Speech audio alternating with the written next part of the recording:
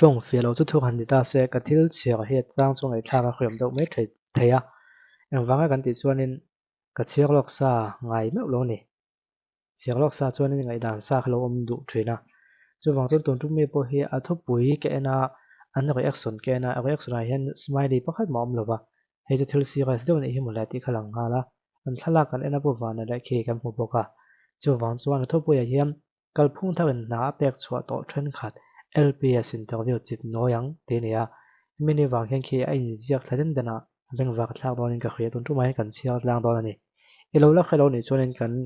vai khat khriat na ani chodon ni chu kan zawain sport departmental work kan tho sumni pasari anita home department lama chuan departmental work kan tho som pariat RD departmental work a na tho pasari alo ni leya PhD department a hian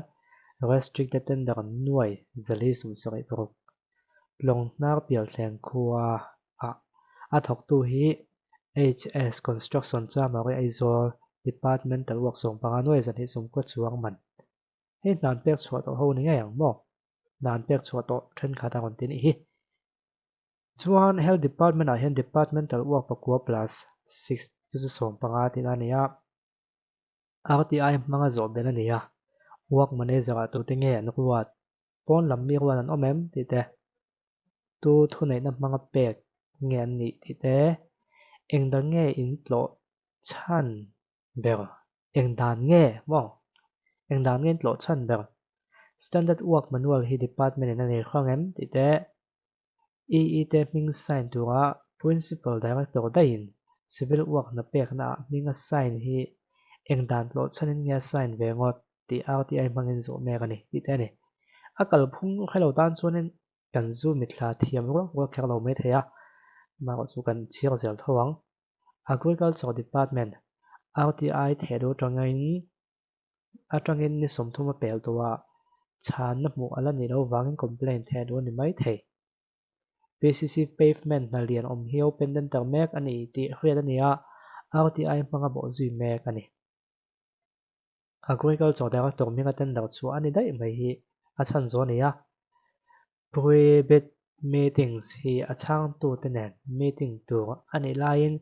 meeting hi nei pui an ni rawa a chan zo an ni bok ani document a fing thiam tak mai in thil fel hel omin an khria RTI mek ani RTI zo mek ani technical power le accepting authority nei EE10 an chua lova director minga chua ani chungchang RTI zo ni social welfare ni somthum nuwa po RTI chanan pe theiri lova atulanga bo ji zeran ni don work supervisor kalsanin work manager ti zongin navel tir an omnual health department a arin ain fello tam me riau ti tania security chun pan na restricted tender ngai na chanan soya man mo thak wang ti sin tun thlenga tender chhuale lom chuang si lo ni mel ti te atop na ber hi emi thalang nei kai nei deuh anita ka soi tong hala technical khop maya in kha thiam vek bi ke mo ko khalo le kan kha thiam chi ro hi chung comment lam mi chiang la khriat thei chin hi om ba thoina comment om janai kan zong dona nei don tu ma hin an kon soi ho khan pek dan le kha mi thil fel hel deuh RTI zo na chan la ni si lo ti vel chho khanin ka khia hala hian departmental work a hian loss ai chuan contractor lab tur za som kha an lab zo ka Masa chu person chu department minister le officer te chan ani theiam internal department a hian engineer po an nei don mi ti po hian department work hi an thok nem mai sia departmental work ti hian department in an tho tak tak ring mon ne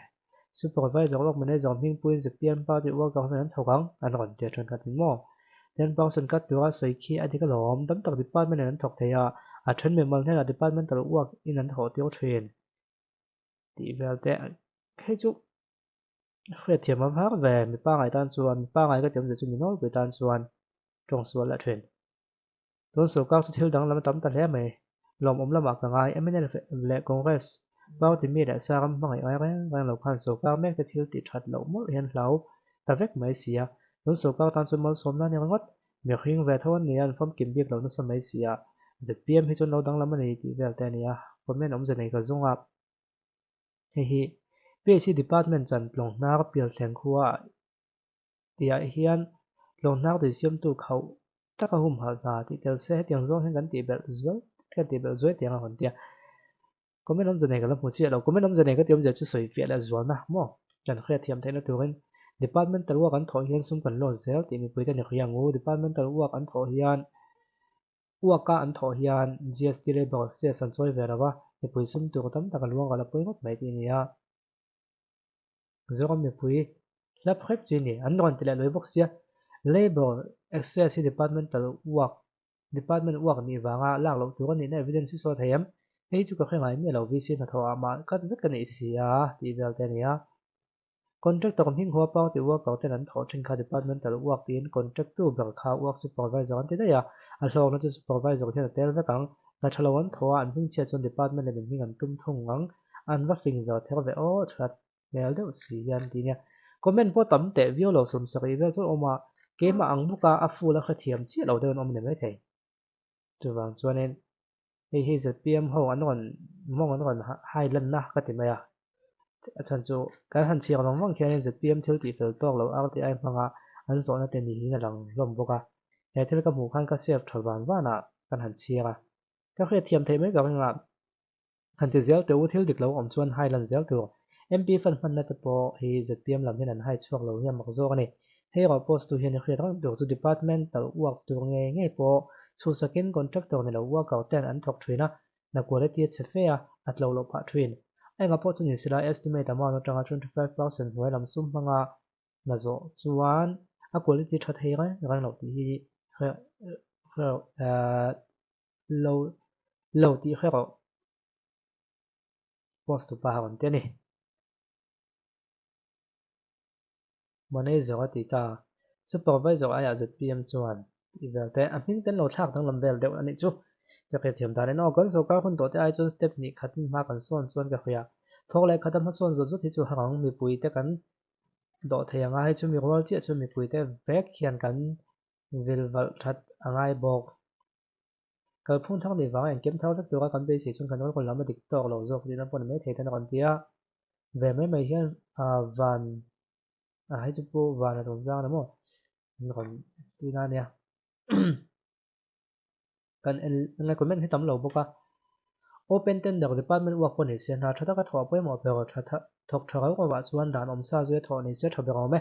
ministry thang hnu chu mi puin be sin sa ta kan ya thil dik le tha ti turin hetiam taka mi puin so ka om to zinga moral support am pek thathen om thak lawang mi pui be sen phalo viau nei chuan nu che thak mo tang ron tia abang chen ka na nia amok bok na khi chu lok sa ba in thani na ron bar wa ni me hi ke po e kalorin dan deu nia ma ko chu ka singam che lo da wa a chan chu le lam pang lo in sei pia sak zong zong kha lo ni lo ta ken tiran ma ni ngei po khian an sel na ai nam phak na la tam jok pok in ka khia so ga ma sa ta ngai to chuan tin kal phun thau te wanga ma ni pa pau te wa ka thau tha ve ka vaka MNF lam pek vak po ani chom bi la wang a ti vel te nia khang thau zong ha comment kan en thei te chu ani ta ni chu kan han en wang wanga in kha thiam lo me mo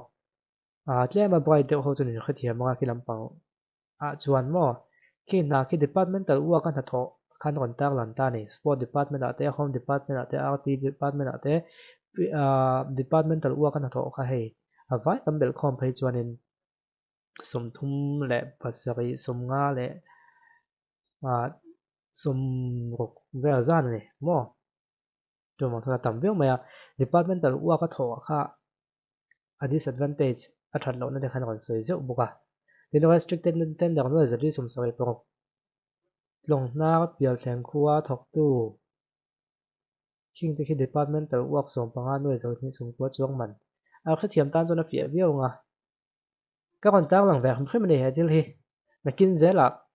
i hemi soi fia na ni mo enga ma kon om chho lo ta ken kam bo lu tuk lo nan ti khani comment lama a chiang zo ka khria kan om ni chon lo comment na khriat nuam do tu kan khi chu khi a kon khai kho mong kan khop me a kon summary do to pa chiang zo kin comment lama lo soi la khriat ve kan ba chak ve he chu ti khani o